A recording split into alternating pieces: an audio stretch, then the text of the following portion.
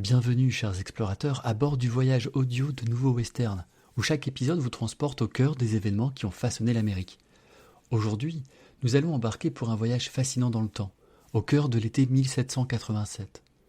Imaginez-vous sur les pavés de Philadelphie, où une jeune Amérique cherche à dépasser ses divisions pour poser les fondations d'une nation forte et unie.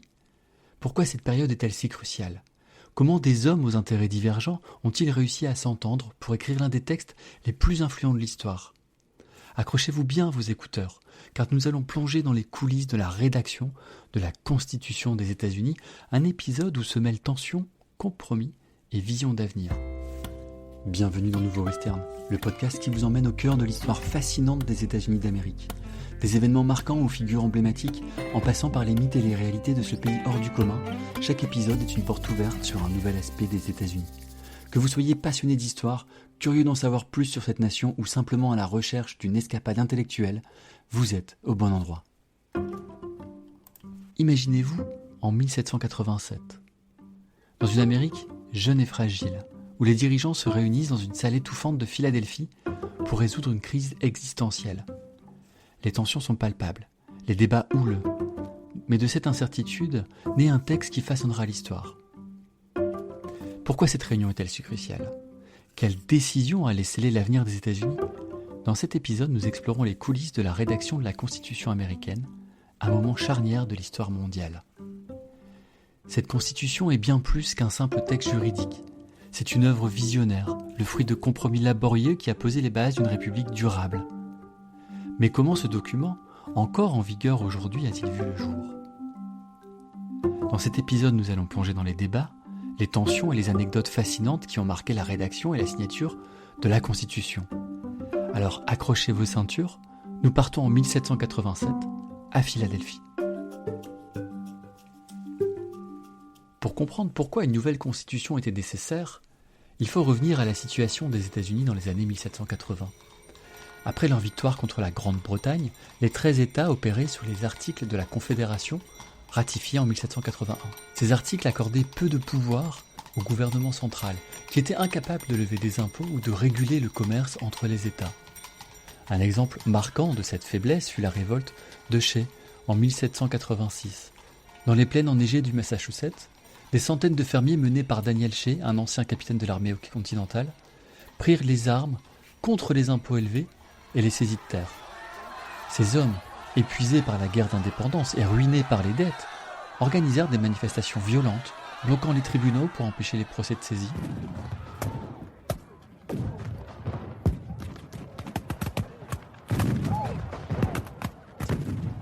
Cette révolte, réprimée dans le sang, fit craindre un effondrement total de l'ordre public, poussant les élites politiques à agir pour renforcer le gouvernement central.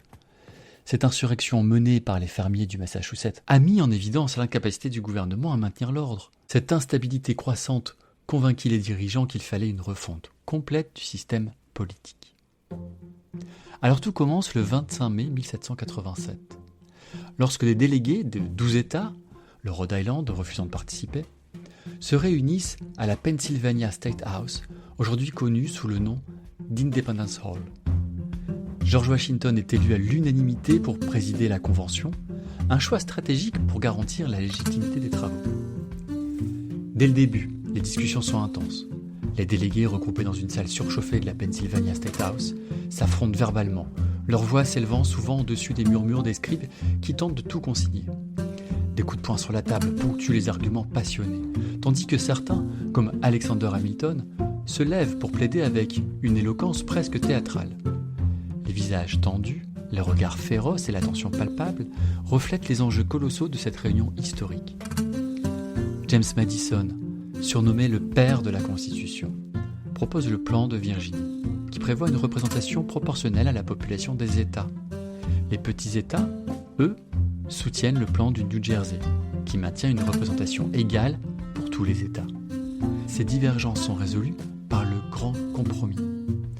Un congrès bicaméral est créé, avec une chambre des représentants proportionnelle à la population et un Sénat offrant 2 sièges par État. Un autre sujet de discorde était l'esclavage. Certains délégués voulaient l'abolir, mais les États du Sud s'y opposaient fermement. Le compromis des 3/5 est alors adopté. Chaque esclave est compté comme 3/5 d'une personne pour déterminer la représentation au Congrès. Ce compromis, bien que nécessaire à l'époque, demeure une tache sombre sur l'histoire de la Constitution. En effet, il institutionnalise temporairement l'esclavage, en comptant les esclaves comme 3/5 d'une personne, ce qui reflète les profondes divisions sur les droits humains qui perdureront jusqu'à la guerre de sécession. Enfin, la question du pouvoir exécutif suscite de vifs débats. Comment créer un président suffisamment fort pour diriger, mais pas au point de devenir un roi ? C'est Alexander Hamilton qui propose l'idée d'un président élu indirectement par un collège électoral.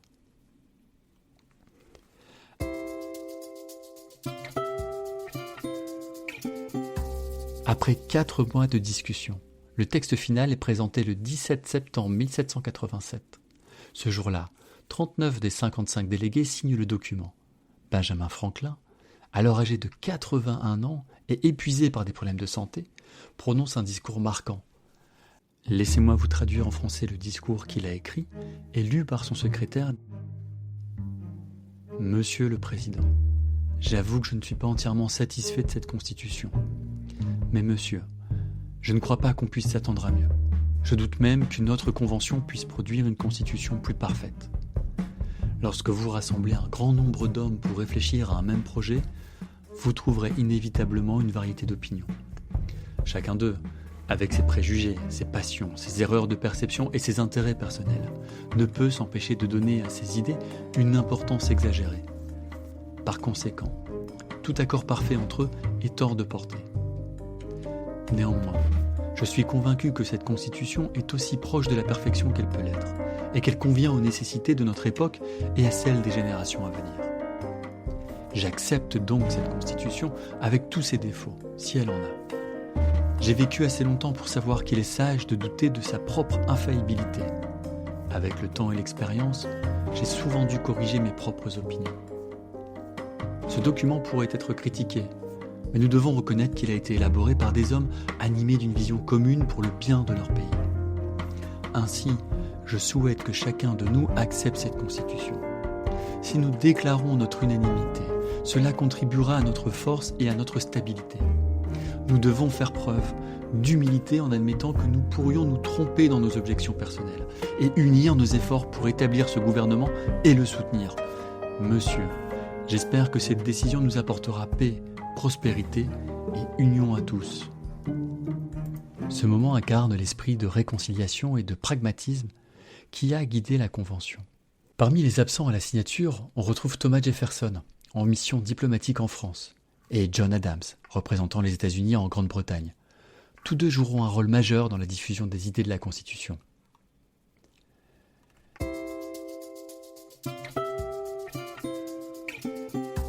La signature n'était qu'une étape.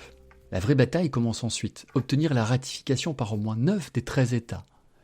Les débats entre fédéralistes, qui soutiennent la Constitution, et anti-fédéralistes, qui craignent un gouvernement trop centralisé, sont acharnés. Les Federalist Papers jouent un rôle crucial dans l'acceptation de la Constitution. Par exemple, James Madison argumente avec force que la Constitution offrira une solution efficace aux dangers des factions en créant un gouvernement capable de contrôler les différences d'intérêts tout en protégeant les libertés individuelles. De son côté, Alexander Hamilton défend la création d'une cour judiciaire indépendante qu'il appelle le défenseur naturel des droits du peuple. Ces passages illustraient la vision convaincante d'un gouvernement équilibré et stable, apaisant les contraintes des sceptiques. Ces textes défendent avec éloquence les principes du nouveau gouvernement et apaisent les craintes d'un pouvoir tyrannique. Le 21 juin 1788, le New Hampshire devient le 9e État à ratifier, ce qui rend la Constitution officielle. Cependant, les grands États comme New York et la Virginie tardent à rejoindre le mouvement, nécessitant davantage de négociations. La Constitution américaine, signée en 1787, est bien plus qu'un texte juridique. C'est le résultat d'un compromis entre des visions divergentes, un produit de son époque qui continue d'évoluer. Aujourd'hui, elle reste un symbole de démocratie et d'adaptabilité. Alors, que pouvons-nous apprendre de ce processus ? Peut-être que la coopération, même dans la discorde, peut donner naissance à des institutions durables. Ce principe est encore visible aujourd'hui dans des contextes comme l'Union européenne, où des nations aux intérêts divergents travaillent ensemble pour maintenir la paix et promouvoir la prospérité. De même, les accords sur le changement climatique montrent comment des compromis globaux peuvent conduire à des résultats durables, même face à des différences profondes. Dans notre prochain épisode, nous explorons le Bill of Rights, les 10 premiers amendements qui ont complété cette œuvre monumentale. Restez à l'écoute, chers explorateurs. Et surtout, partagez-moi vos réflexions. Si vous aviez été présent à Philadelphie en 1787, quel rôle auriez-vous joué ? Auriez-vous soutenu les compromis ou plaidé pour un autre idéal ? Vos idées et commentaires seront précieux pour enrichir nos futurs épisodes. Chers amis, Nouveau Western a besoin de vous. Pour nous soutenir, abonnez-vous, partagez le podcast et surtout, mettez-lui les fameuses 5 étoiles de shérif sur votre application d'écoute préférée. Et retrouvez-nous bientôt pour un nouveau voyage au cœur de l'Amérique.